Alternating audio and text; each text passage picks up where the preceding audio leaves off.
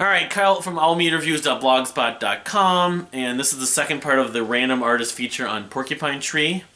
And so I was just talking about In Absentia, which was a kind of a, I think they got signed to, Lava Atlantic Records at that point too, so they were on a major label. And they were like the first progressive band that was on like a major label in a long time, really. Because this is even before the Mars Volta or anything like that. But I don't know if it really was meant to be. Anyway, well, just moving on, I did pick up this at some point, the Wars Is All Live album as well, which has a lot of, almost entirely music from, I didn't mention Hate Song in the last video, I love that song. But it's mostly stuff from both In Absentia and Lightbulb Sun. If you look at the track list, see that. I'm not sure where this is taken from. Is it somewhere in Europe? Yeah. But anyway, I mean, they've always been a great live band. Yeah, I forgot to mention a couple other songs on Lightbulb Sun. The Last Chance to Evacuate Planet Earth Before It's Recycled. It's done live on this as well. But yeah, so good live album. Although I just had never been able to distinguish the Near Fest performance, the Coma Divine double live disc from the early stuff. Their sound changed, but yet their live performance didn't change. I also did mention on In Absentia, they had a new drummer, Gavin Harrison, which a lot of people came on and became a fan of Porcupine Tree when they heard him. They loved his drum sound, and they loved In Absentia in general. So what did they do to follow that up? Well, I don't have my copy. I was looking for it for a few days, but couldn't. But they put out Deadwing, and of course I got the Deadwing shirt right here.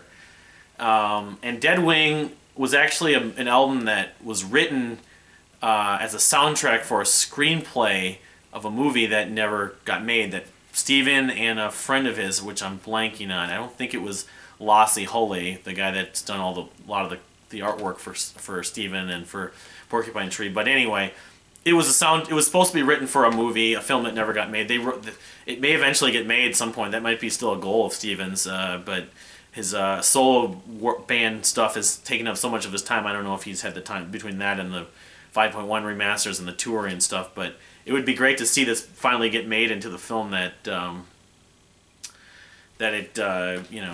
could be that was supposed to be written for. But as far as the music goes, the most remarkable track to me on this album, and it's a great record, is one that not Anesthetize. Michael Ackerfeld plays the guitar solo, and I'm totally spacing on the. I wish I had my copy here just as a helpful hint, but let me go back here and just refresh. That's why I really need the the physical copies or something, just to not have to jog my memory and look like I don't know anything. Arriving Somewhere But Not Here. It's kind of a mouthful, but anyway, yeah, that song is just amazing. It's pretty long, if I'm not mistaken. Yeah, it's over 12 minutes. I actually went on Radio K and played it, which is another local Twin Cities radio station. But yeah, the guitar, it's highlighted by the guitar solo at some point. Michael Ackerfeld played on that. And yeah, that's one of my favorite Porcupine Tree songs for sure.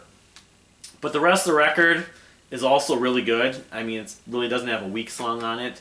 The title track, I remember when he wrote that, if I'm not mistaken, that was maybe the one that he had was talking about the Who, wanted the Who element. Either that or Halo, or maybe Shallow. It might have been Shallow, actually. But Halo, for some reason, has the middle section. This came out in 2005, Deadwing. But I hear the band Dredge is a song from Catch Without Arms. I want to say the one with the piano. The rhythm is very similar, and I also, for some reason, I always think of Napoleon Dynamite. I don't know why, with the lyrics to that song. Open Car is a great track. Start Something Beautiful is epic. Melatonin Scratch. The whole record is pretty much without a track. I would much rather obviously listen to it all at once than only listening to one song. And as far as ratings, I remember this when Lightbulb Sun, In Absentia, and Deadwing came out. It's like bang, bang, bang. I didn't find any of those records completely like perfect 5-star albums, but they were all really good. And so I just was more or less of the belief that Porcupine Tree and Steven Wilson couldn't do any wrong. In fact, I think I will add in this section, and around that same time, the Blackfield album came out, which was Steven Wilson worked on with Aviv Geffen from Israel, and I love this record a lot too. This, even though this is more stripped down songs in some ways, it's still psychedelic and it's still poppy. It's very melancholy too. In fact, I always associate a lot of this with this girl who was a Porcupine Tree fan who died. I ended up encountering her on MySpace, and Steven found out about it and actually was asking me about it. This girl from Milwaukee.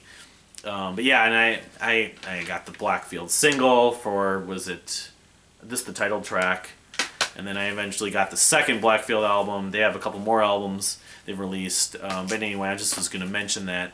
So yeah, Steven Wilson was kind of on a roll to me, and then they released, of course, in 2007, on the same day that the Virginia Tech, I think it was, like a big news story happened. It came out the same day.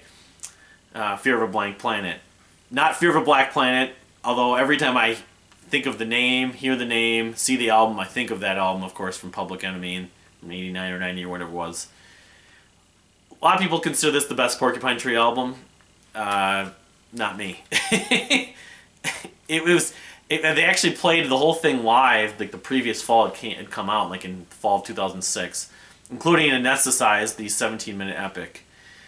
I just, I guess I maybe had too high hopes for this thing, and part of the thing that really bugged me about this record was the lyrical content. It just was so overt, so it was almost too depressing and not beautiful, the way that, he could make melancholy music really beautiful.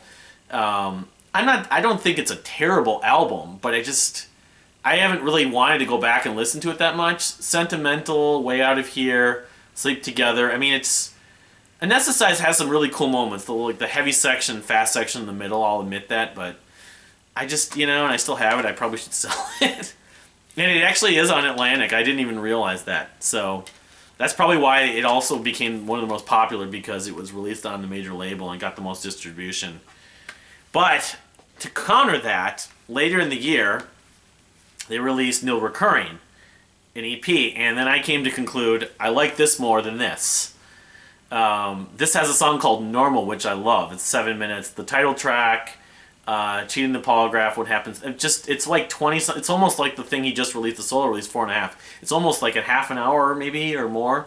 And I actually found I wanted to listen to this more and more. And I did an end of year list. That's when I started my blog, and I had this one on it, and I don't remember what happened with this one. So, but Fear of Blank Planet, I would put it ahead of On the Sunday of Life. And so, I mean, as far as my knowledge of it, I know it better than some of those other earlier records that I've never gone back and revisited, but I don't know. But No Recurring still remains to me a great EP, one of the best EPs in the last 10, 15 years. And so then, they weren't as popular as, like, say, Dream Theater or even the Mars Volta, but Porcupine Tree kept on getting more popular, and it was impressive to see. And then they released The Incident, and that was September of 2009. Because remember, the Muse released The Resistance the same week or same month in September. And this album, people didn't like as much. I happen to like it more than Fear of a Blank Planet for sure.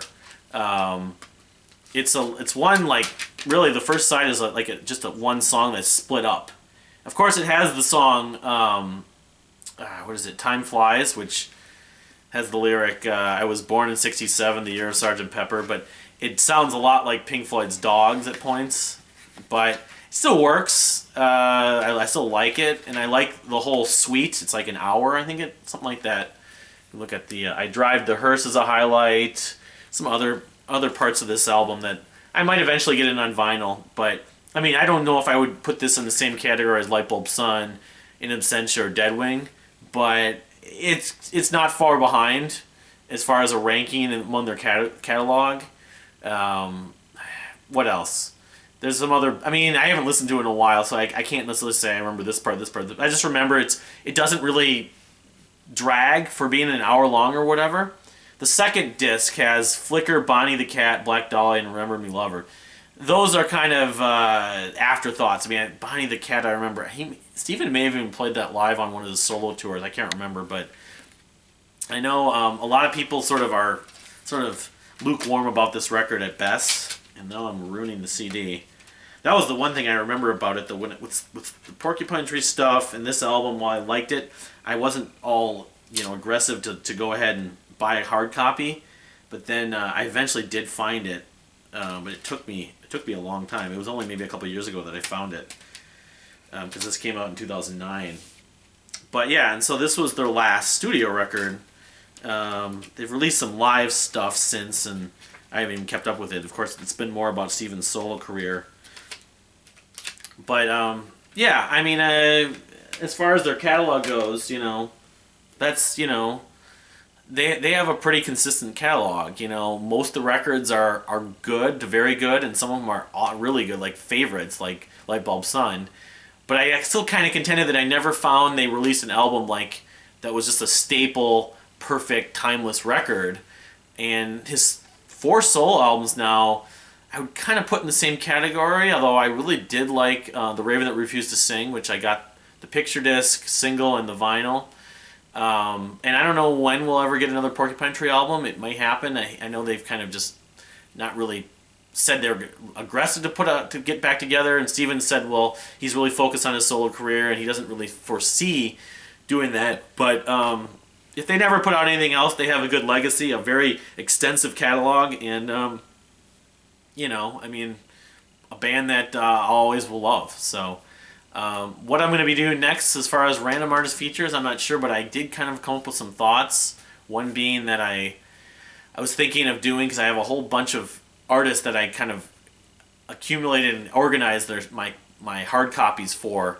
I may just put them all in a hat and just draw one, because I might go back in time and start doing some of the classics like your Yeses and Genesises and Rushes, but I may not. I may just kind of mix it up. But thanks for watching.